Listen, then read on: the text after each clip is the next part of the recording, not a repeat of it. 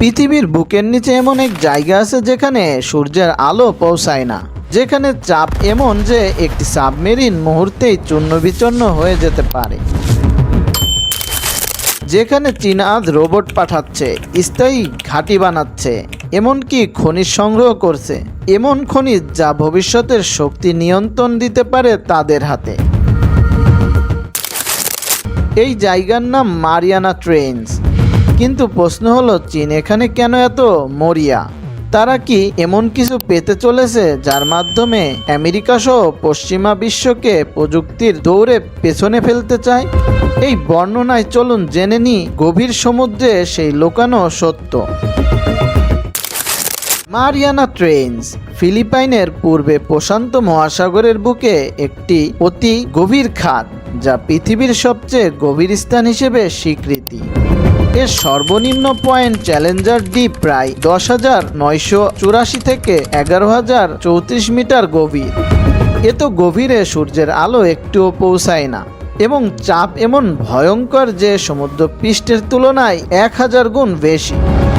1960 সালে প্রথমবারের মতন মানুষ এই গহ্বরে ডুব দেয়।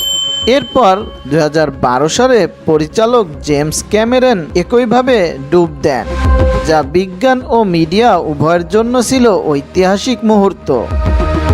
তবে 2020 সালে চীন এই গভীরতায় 3 জন ক্রু নিয়ে ফ্যান্ডুর সাবমেরিন ডুব দিয়ে এক নতুন ইতিহাস তৈরি করে। এই ঘটনাটি ইঙ্গিত দেয় চীন শুধু অনুসন্ধান নয়, এই জায়গা দখলের খেলায় নামছে। চীনের এই আগ্রাসী ডুবের কারণ খুব কৌশলগত, কারণ এই ট্রেঞ্চের গভীরে লুকিয়ে আছে এমন সম্পদ যা পৃথিবীর ভবিষ্যৎ শক্তি নির্ধারণ করবে। এর মধ্যে অন্যতম হলো মিথেল হাইড্রেট বা ফায়ার আইস। এই বরফের মতন গঠনগুলোতে গ্যাস জমে আছে, যা আগুন ধরালেই জ্বলে ওঠে। বিজ্ঞানীরা মনে করছেন এটি ভবিষ্যতের বিকল্প জ্বালানি হতে পারে। কিন্তু ভয় এখানেই, এই বরফে যদি বেশি নড়াচড়া হয় তাহলে একসাথে বিপুল পরিমাণ মিথেন গ্যাস বেরিয়ে গিয়ে জলবায়ুর মারাত্মক ক্ষতি করতে পারে। পলিমেটাল নডিউল, এই ছোট পাথরের মতো ধাতব বলগুলোতে আছে নিকেল, কোবাল্ট, ম্যাঙ্গানিজ, যা দিয়ে তৈরি হয় ব্যাটারি, ইলেকট্রিক গাড়ি, স্মার্টফোন ইত্যাদি। 2024 সালে চীন পাঠায় একটি জুতার বক্স আকৃতির রোবট, যা ট্রেঞ্চের তলদেশে স্ক্যান করে ফিরে আসে সুস্থভাবে। এটি বোঝায় বিশাল মহাকাশযান নয়, এমন ছোট রোবট দিয়েই চলে সমুদ্রতল দখলের যুদ্ধ।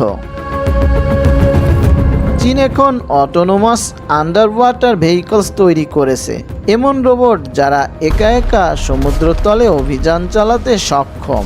ভবিষ্যতে তারা নিচে স্থায়ী ঘাঁটি তৈরি করবে, যেখান থেকে রিমোট অপারেশন চালানো যাবে। এই ঘাঁটিগুলো হবে চীনের ভূগর্ভস্থ সামরিক ও প্রযুক্তিগত অবস্থানের ভিত্তি। এই লড়াই কেবল খনিজ আর জ্বালানির জন্য না, চলছে তথ্য নিয়ন্ত্রণের যুদ্ধ।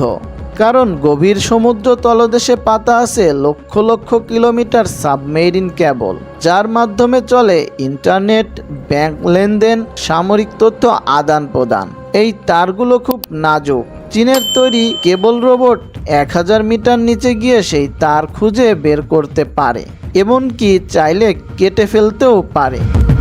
এই রোবটের অস্তিত্ব প্রমাণ করে ভবিষ্যতের কোনো যুদ্ধ হলে তা শুধু স্থল বা আকাশে নয়, চলবে সমুদ্রের অতল গহ্বরে। চীন এখন শুধু অনুসন্ধান করছে না, বরং একটি অশন এম্পায়ার গড়ে তুলছে, যেখানে অন্ধকারে কেউ নজর দিতে পারবে না, কিন্তু তারা পুরো দুনিয়ার তথ্য, জ্বালানি আর প্রযুক্তির শিরোনাম নিজেদের নিয়ন্ত্রণে আনবে। বিজ্ঞানীরা বলছেন, who control the deep ocean control the future.